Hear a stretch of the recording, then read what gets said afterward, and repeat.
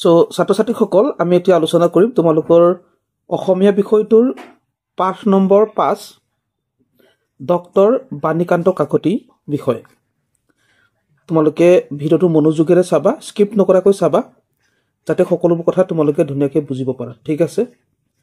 So ইয়াৰে দেখিবলৈ পাইছা কৈছে ডক্টৰ বাণীকান্ত কাকতিয়ে কোনখন গৱেষণা গ্ৰন্থৰ বাবে ডক্টৰেট ডিগ্ৰী লাভ কৰিছিল? ইয়াৰ উত্তৰটো হৈছে অসমীয়া ভাষাৰ গঠন আৰু বিকাশ। ঠিক আছে, মনত ৰাখিবা, বহুত ইম্পৰ্টেণ্ট প্ৰশ্ন হয়।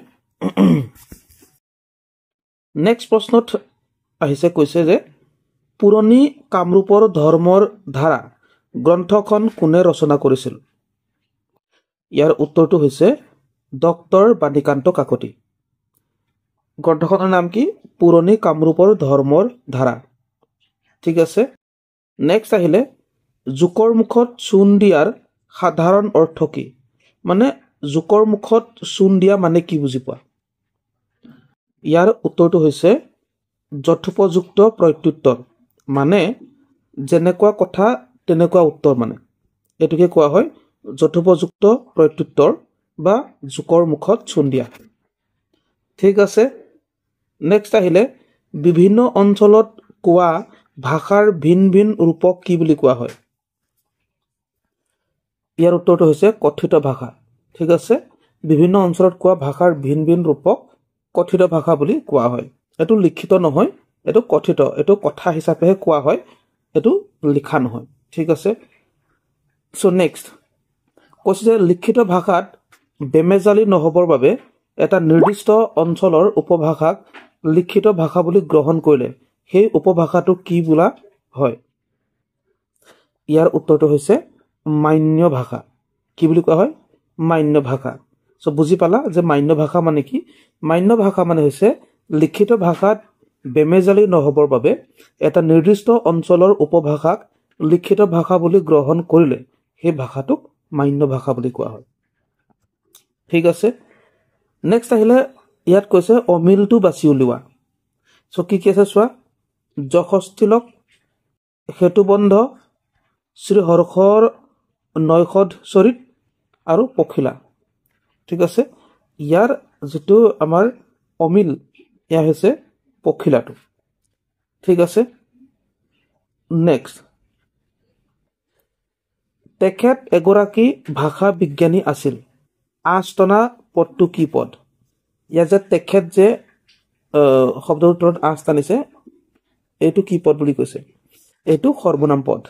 ইয়াৰ আগৰ ভিডিঅ'ত মই কৈছিলো সৰ্বনাম পদনো কি। ঠিক আছে। বিশেষ্য পদৰ সলনি ব্যৱহাৰ হোৱা পদক সৰ্বনাম পদ বুলি। গতিকে তেখেত আমাৰ বিশেষ্য পদৰ সলনি ব্যৱহাৰ হৈছে। ঠিক আছে। সেইকাৰণে এইটো হ'ল সৰ্বনাম পদ। নেক্সট আহিলে কোনগৰাকী ব্যক্তি সৰ্বভাৰতীয় প্ৰাচ্যবিদ্যা সন্মিলনৰ সভাপতি আছিল? ইয়াৰ উত্তৰটো হৈছে কৃষ্ণকান্ত সন্দিকৈ। সৰ্বভাৰতীয় প্ৰাচ্যবিদ্যা সন্মিলনৰ সভাপতি আছিলে কৃষ্ণকান্ত সন্দিকৈ। তাৰপিছত আহিলে প্ৰবল শব্দৰ অৰ্থ কি? প্ৰবল শব্দৰ অৰ্থ হৈছে শক্তিশালী। ঠিক আছে, শক্তিশালী। চ' নেক্সট আহিছো ঈৰ্ষাপৰায়ণ লোকসকলে ডক্টৰ বাণীকান্ত কাকতিক কি উপনামেৰে ইটিকিং কৰিছিলে? অ'কে, ইয়াৰ উত্তৰটো হৈছে নতুন ডাক্তৰ। নতুন ডাক্তৰ বুলি কি কৰিছিলে? ইটিকিং কৰিছিলে। ঠিক আছে। ইটিকিং কৰা মানে গম পাইছে নহয়, ইনচাল্ট কৰা। ঠিক আছে। নেক্সট আহিলে নগণ্য মানে কি? নগণ্য মানে তুমি কি বুজি পোৱা? নগণ্য মানে হৈছে সামান্য। সামান্য, এইটোকে নগণ্য বুলি কয়। ঠিক আছে। নেক্সট আহিলে ইয়াত কৈছে যে কাপ শব্দৰ অৰ্থ কি? কাপ, ইয়াৰ অৰ্থ হৈছে লেখনি। কাপ শব্দৰ অৰ্থ কি? লেখনি। মনত ৰাখিবা। তাৰপিছত আহিলে যুক্তাক্ষৰ এটা দিছে। এই যুক্তাক্ষৰটো যদি আমি চাওঁ, এই বৰ্ণ দুটা যদি যোগ কৰি চাওঁ, তেতিয়া আমি কি এটা যুক্তাক্ষৰ পাম? এইটো বৰ্গীয় জ যোগ ন্য। জয় ন্যয় জ্ঞ। কি হয়? জয় ন্যয় জ্ঞ। ইয়াৰ উত্তৰটো হৈছে এইটো জয় ন্যয় জ্ঞ। ওকে নেক্সট আহিলে একে সময়তে হোৱা কোৱা হয় কি বুলি সমসাময়িক একে সময়তে হোৱা কি বুলি কোৱা হয় সমসাময়িক নেক্সট আহিলে ডক্টৰ বাণীকান্ত কাকতিয়ে কি ধৰণৰ চিকিৎসা সেৱা আগবঢ়াইছিল ইয়াৰ উত্তৰটো হৈছে হোমিওপেথিক চিকিৎসা আগবঢ়াইছিলে তাৰপিছত আহিলে সুখ্যাতিৰ বিপৰীত অৰ্থ বুজোৱা শব্দ কি সুখ্যাতিৰ বিপৰীত অৰ্থ বুজোৱা শব্দ হৈছে কুখ্যাতি ওকে সুখ্যাতি মানে হৈছে ভাল নাম তুমি ভাল কৰ্মৰ ফলত পোৱা ভাল সন্মান তাৰ বিপৰীত হ'ব কুখ্যাতি ঠিক আছে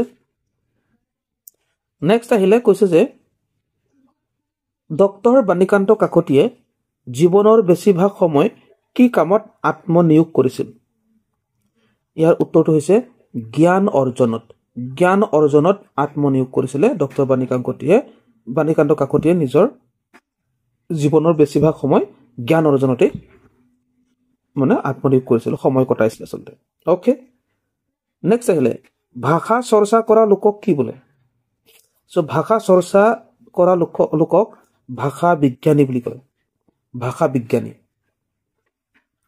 নেক্সট আহিলে এই যুক্তাক্ষৰটো ভাঙিব লাগে ক যোগ মূৰ্ধন্য ট হলে কি হ'ব এইটো হ'ব কৈতয়ক্ত কি বুলি পঢ়িব লাগিব কৈতয়ক্ত ওকে যেনে কি হ'ব ডক্টৰ বাণীকান্ত কাকতি ওকে তাৰপিছত আহিলে এইটো কি এইটো যুক্তাক্ষৰ দিয়া আছে কি বৰ্ণ ইয়াত লগ লাগি আছে এইটো আমি ক'ব লাগে ইয়াত তোমালোকে দেখিছা এনেকুৱা হয়নে এনে